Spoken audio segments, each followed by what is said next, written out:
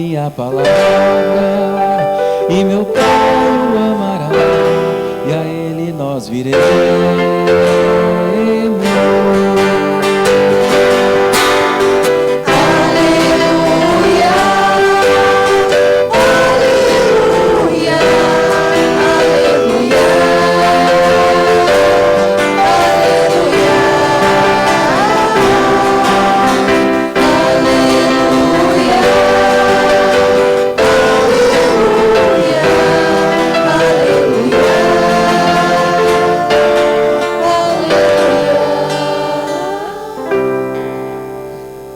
O Senhor esteja convosco. Ele está no meio de nós. Proclamação do Evangelho de Jesus Cristo segundo São João.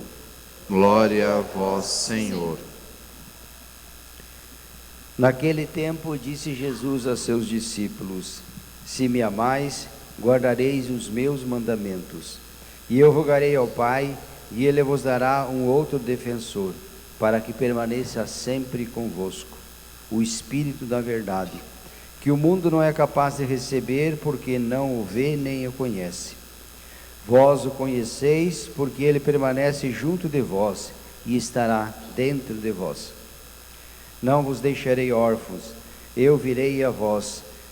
Pouco tempo ainda, e o mundo não mais me verá, mas vós me vereis, porque eu vivo e vós vivereis. Naquele dia sabereis que eu estou no meu Pai, vós em mim e eu em vós. Quem acolheu os meus mandamentos e os observa, esse me ama. Ora, quem me ama será também amado pelo meu Pai, e eu o amarei e me manifestarei a ele. Palavra da salvação. Glória a vós, Senhor. Queridos irmãos e irmãs, prezada comunidade, também aqueles que estão em sintonia conosco nesta manhã, acompanhando nas redes sociais, a celebração deste o 6º domingo da Páscoa. A liturgia de hoje, de uma certa forma, ela já prepara e antecipa, o coração dos apóstolos sobre uma nova realidade que irá acontecer na vida deles, na vida da comunidade e de toda a humanidade. Jesus hoje se dirige a eles dizendo: se me amais, guardareis os meus mandamentos, e eu rogarei ao Pai, e Ele vos dará um outro defensor, para que esteja sempre convosco, o Espírito da verdade. Não vos deixarei órfãos.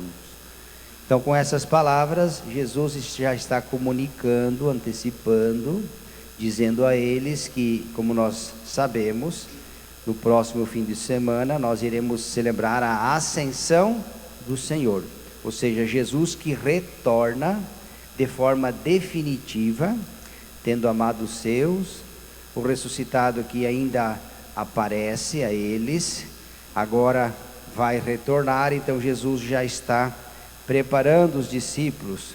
Liturgia passada também, Jesus percebeu que eles estavam angustiados. Lembra a passagem?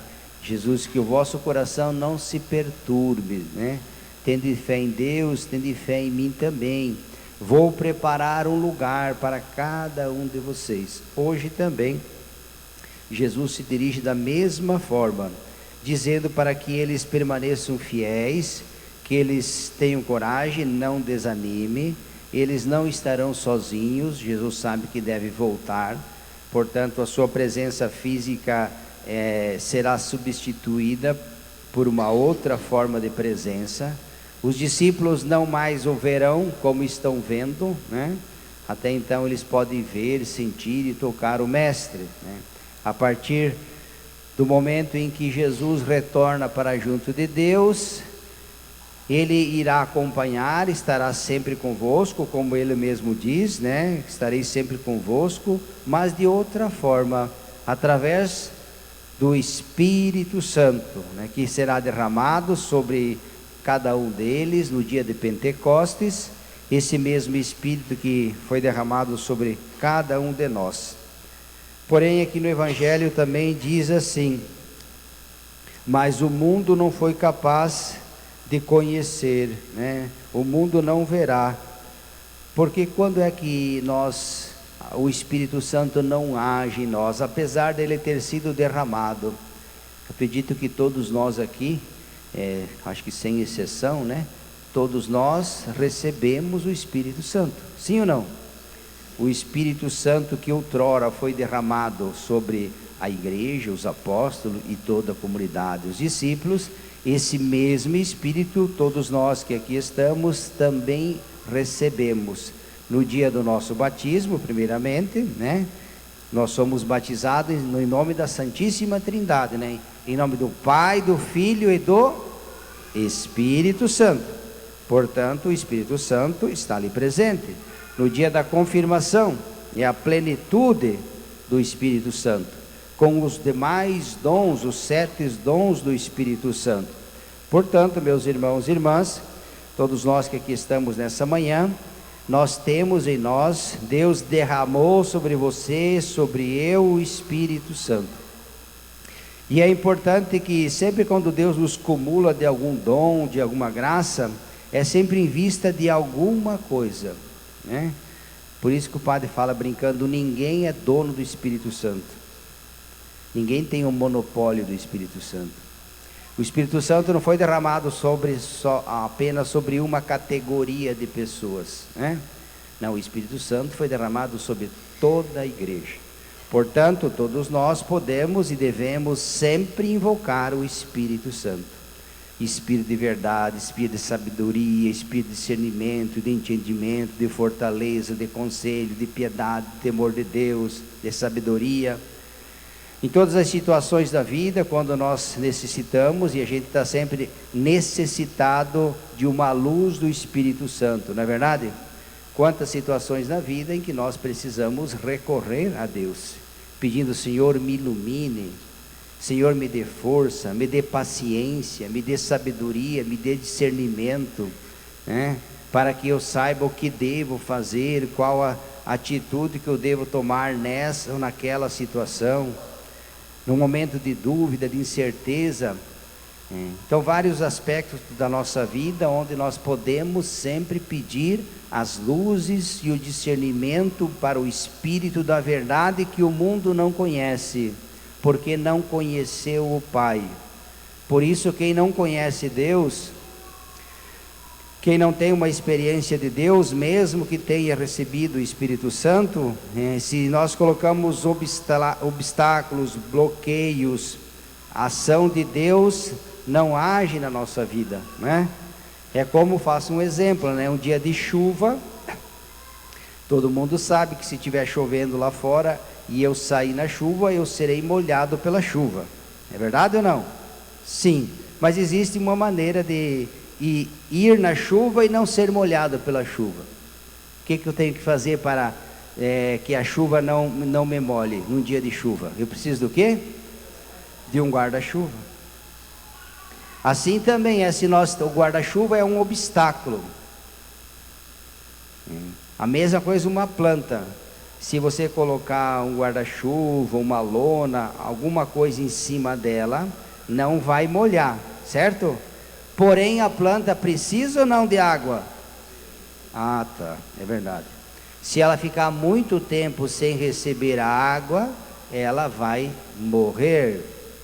Assim também, nós recebemos o Espírito Santo, porém, quando nós preferimos viver no pecado, eis um primeiro guarda-chuva que eu coloco, quando eu quero fazer apenas as minhas vontades, quando eu digo, por exemplo, que sou um católico, mas não sei nem aonde fica a igreja da minha paróquia, mais um guarda-chuva, mais uma lona.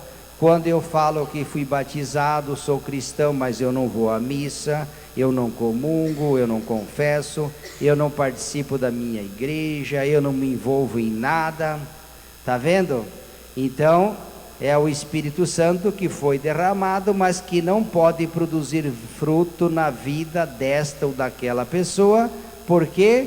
Porque ela resiste à ação de Deus na sua vida. Um coração fechado, um coração orgulhoso, um coração que não se aproxima de Deus, aquela pessoa que vive longe, distante de Deus, como se Deus não existisse, né? São os obstáculos que nós colocamos e essas atitudes impedem que a graça de Deus transforme a nossa vida.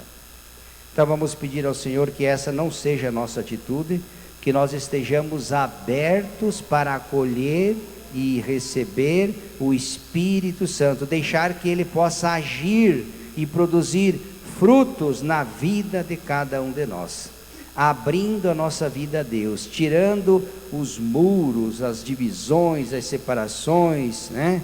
Tudo aquilo que impede que a palavra de Deus, que a ação do Espírito Santo venha sobre mim, sobre você, sobre nós, e comece a transformar de dentro para fora.